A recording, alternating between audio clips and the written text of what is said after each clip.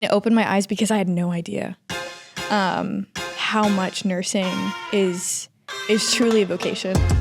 Meet Camryn Gonzales, a dedicated dual major in nursing and psychology, a musician in campus ministry, and a member of Vessels who brings both heart and harmony to the UST community. In this episode of Bold, we talk about Camryn's journey through past challenges, how she carried those experiences into her calling for nursing, and how her faith continues to shape the way she serves others. If you're interested in resilience, faith-driven purpose, and a journey of becoming a nurse rooted in compassion, you won't want to miss this episode of Bold.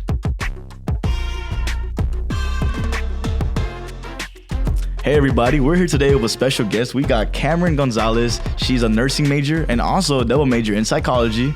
And she's also one of our proud members of our Vessels campus ministry music team here on campus. So give a round of applause for Camryn Gonzales. Woo! All right, Camryn, thank you so much for coming onto the show. We appreciate you having you here. I appreciate being here. No problem. For starters, right, I mentioned you're nursing. Mm-hmm. You're also majoring in psychology. Mm-hmm. So I want to go into a little bit before that. Coming into school, coming to UST, did you always know that that was your goal? That's a good question. I think that growing up, I wanted nothing to do with like anything medical. And I remember anytime I would see blood, I'd be like, ew, like this is so nasty. And so, yeah, I wanted to do like music growing up. Like my family is so musical. Like my grandma is a mariachi singer.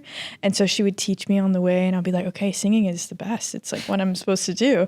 And then my brother, he's like a music major. He's a band director now in Austin. And like just growing up, I would hear him practicing on his practice pad, like I'd be like, shut up. Anyway. And so like growing up, I always was around music and I was like, okay, this is what I'm supposed to do. And then in high school, something really tough happened to me where I was in a really tough accident. And this was something that I would never thought would have happened to me, you know, because like you see somebody, they're like, she broke her leg and now she's okay. Mm-hmm. But like whenever I was in my accident, I broke my leg. I had a tib fib break on my like right lower side of my leg. But this was harder because it got infected. And usually when things get infected, you have to remove it. Mm-hmm. And so that's a harder thing. And then there's the risk for sepsis as well. So it's like infection, everything shuts down basically. Yeah. And so with my case in particular, it was a longer stay. So I was like shipped off to the medical center. And I was there for like around like 2-3 months, like fighting for my life and my leg. Yeah, it was really tough. There was a lot of moments where I truly felt the Lord there. Mm-hmm. I can yap on that later. But basically through that and through seeing my nurses and seeing like the child life specialists and the PT people and like the transporters, like every single person that laid their hands on me and helped me in the journey, I was like, I have to be on this team. Yeah. Mm-hmm. And it opened my eyes because I had no idea how much nursing is truly a vocation. Mm-hmm. And so, you know, after healing and getting home, I had to be home for a while. Like I was in a wheelchair for like majority of my high school because I would be like in and out of surgery or like that didn't take, skin graft didn't take, I'm not going to drop all the medical stuff you knew right now, but but it was really hard. But once I started walking again, mm-hmm. I remember is when they were like, okay, Camryn, it's time to decide colleges and stuff. Mm-hmm. And truly, I feel like, because you know when you hear those UST, like, oh, UST nursing yeah. on the radio, ABSN or BSN, I kept hearing that. And it was, wait, what? Should I stop? No, you're good. You're good. Oh, okay, my bad. No, but it's just funny that, like, you know, you hear it in the radios, yeah. you know, like because you really do. Like they're really out here, they're promoting it. I see it. There's the billboards. No, literally. It's calling your name. I heard it and I think it was truly the Lord. And my aunt actually worked here as a police officer. Oh, wow. And so just so many things kept coming up. And yeah, I think after everything, I was like, Lord, like I surrender this to you. And mm-hmm. then, yeah, I was like, I want to do nursing. I want to be what my nurses were to me, like that superhero. And so everything was clear and it made sense, like even through the suffering and even through everything that I've been through. And yeah, it was just such a gift and mm-hmm. getting to come here. Yeah. A lot of times when like these traumatic things happen, people sometimes stray away or kind of push back from their faith. Like what pushed you to just keep going closer to it? And I know sometimes like it must have been hard trying to trust God in those moments.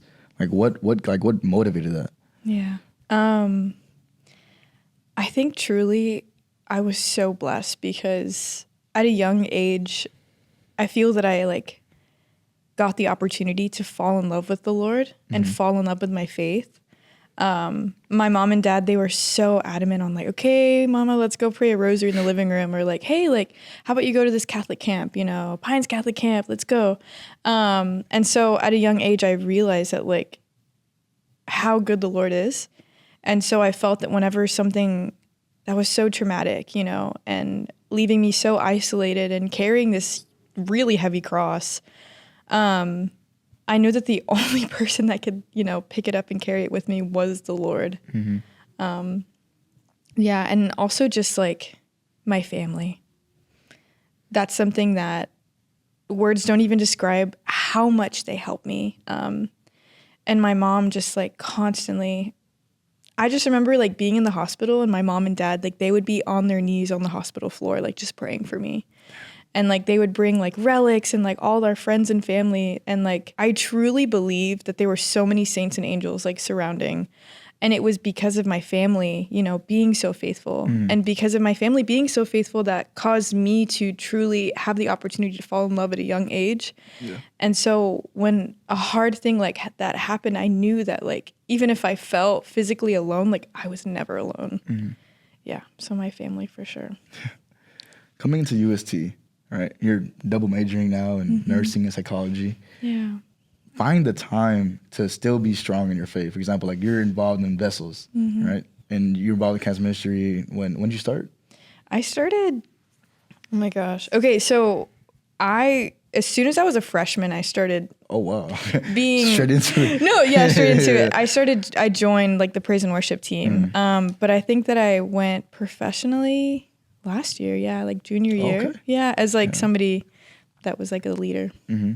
So managing that time between balancing nursing as well as that, where do you find that?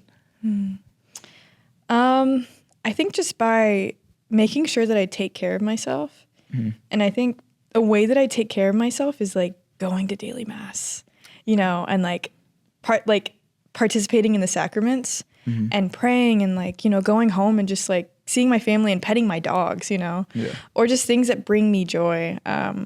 I don't know, like I picked up guitar. I may be horrible at it, but it's really fun.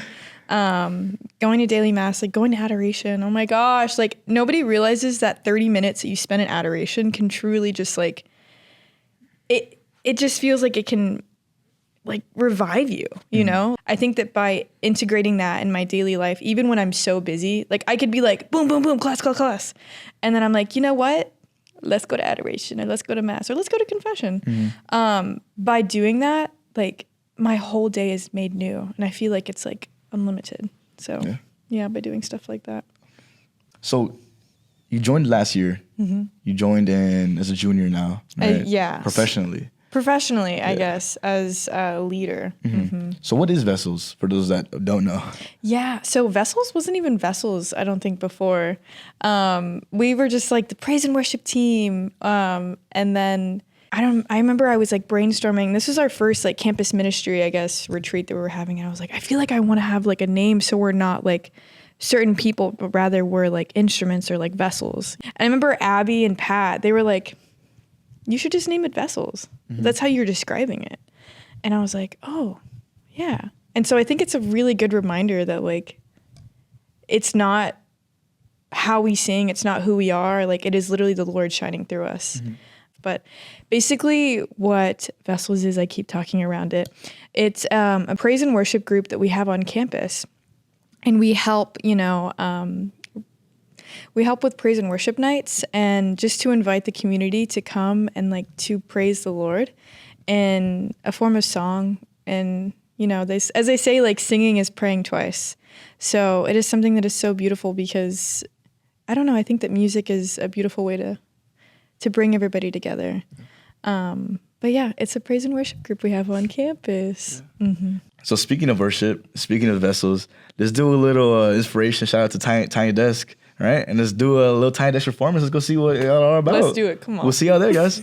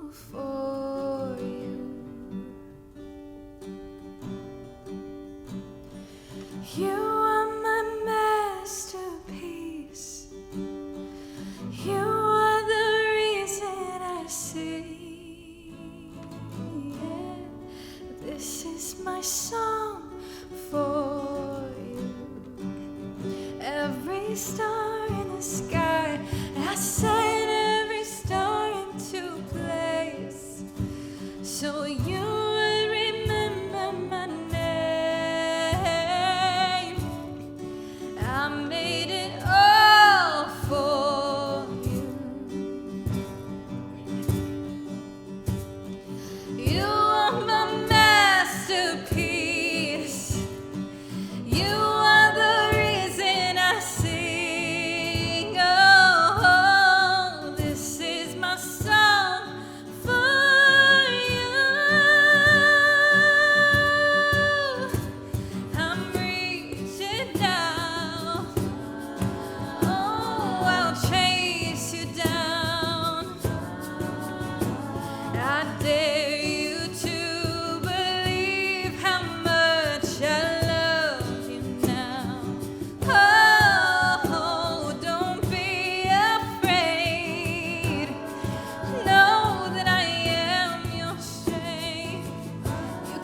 trust me, we're walking on the water, dancing on the waves.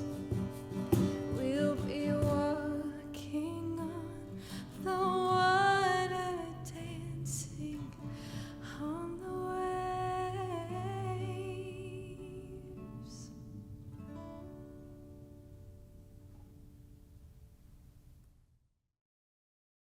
And we're back. Thank you so much. I mean, Vessels was great. Y'all's music, it's just beautiful. It Thank really you. is.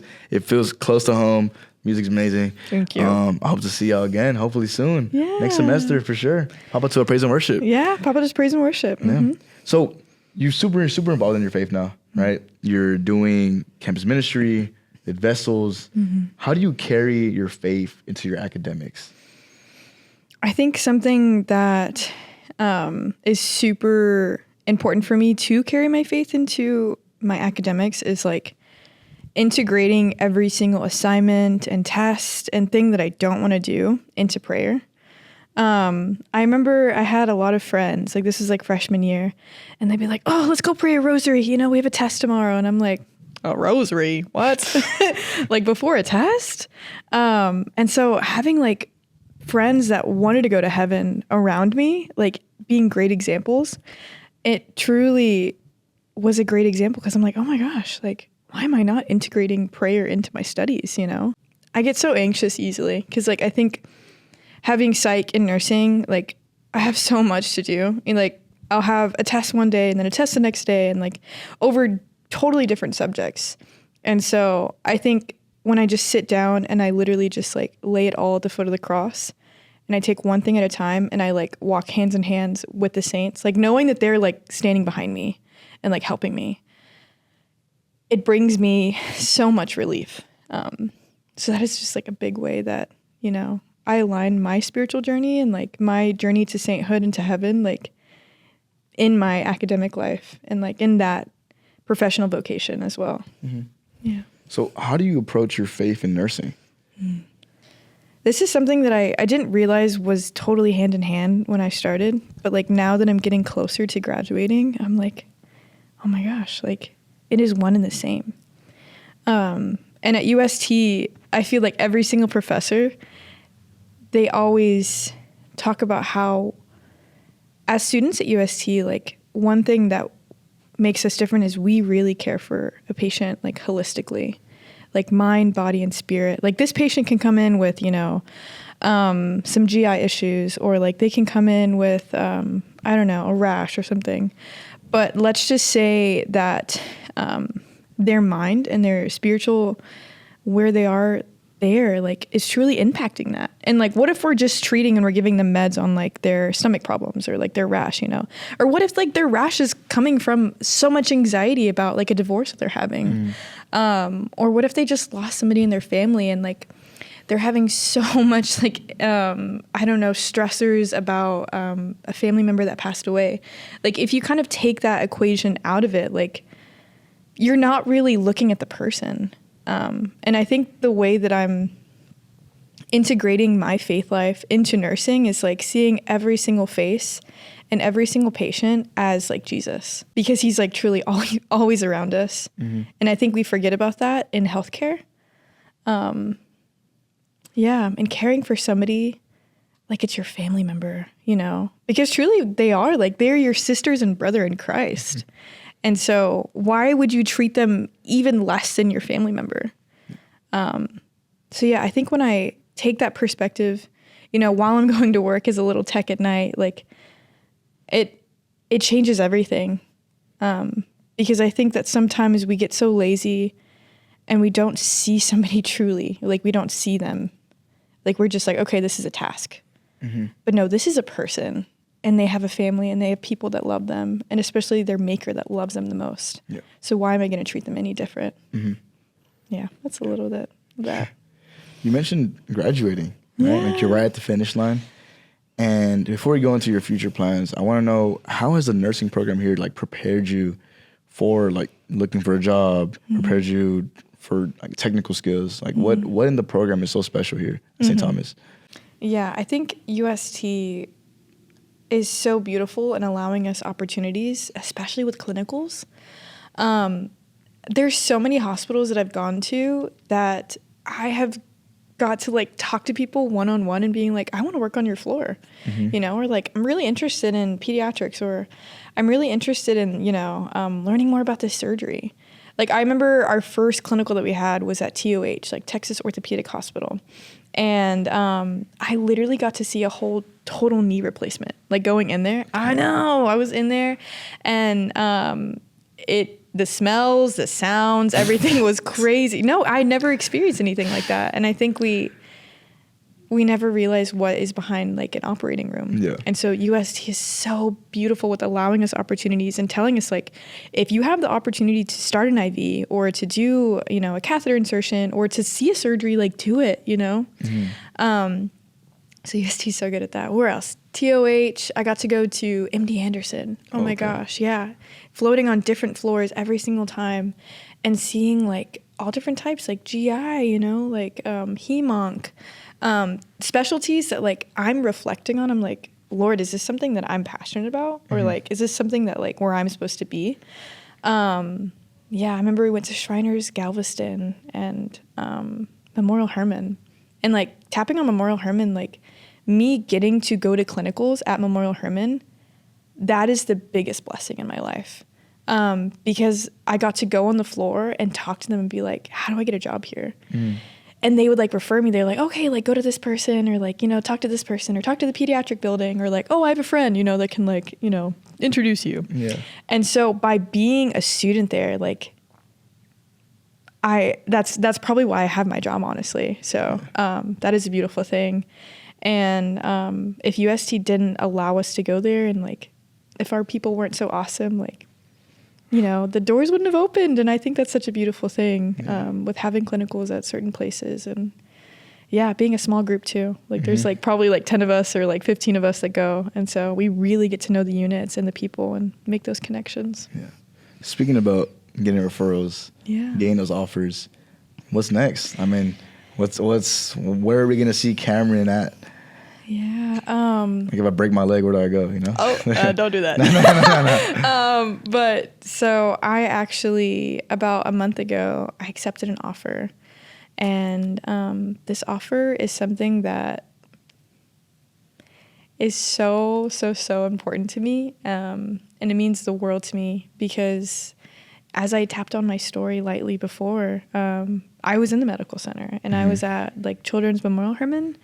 And so I'll actually be starting there on that specific floor that I was a patient on. I know. No, when I was on my interview, we had like the beginning interview with the managers, and they were like, okay, tell us a little about yourself. And so I'm like, meow, like here's all my, you know, this is everything. Sorry, I keep saying meow. Yeah, no, you keep meowing, I guess. I don't know. I know. I was, okay, anyway. So I was telling them about myself, and they're like, okay, we're going to shift into the nursing portion of the interview where you're going to meet nurses on the floor. Oh, wow. Yeah, and so I'm like, okay, get in the other Zoom link, and I join, and people are like turning their cameras on. I'm like, hi, guys. These nurses look so familiar. I'm like, this is weird. Yeah. And so, like, finding out throughout the interview, they're like, wait, you're Camryn? Like, were you a patient here? And I'm like, yeah. And it was something that was like, we were all in disbelief. Like one of the nurses like started crying. I was like, oh my gosh. But it's so meaningful knowing that like these nurses that inspired me, I'm going to be working alongside them. Like that's crazy work. Yeah, no, it's full circle. That's crazy work. I think that through the suffering and through, you know, every single surgery and through every single tear and through everything, like it all makes sense now.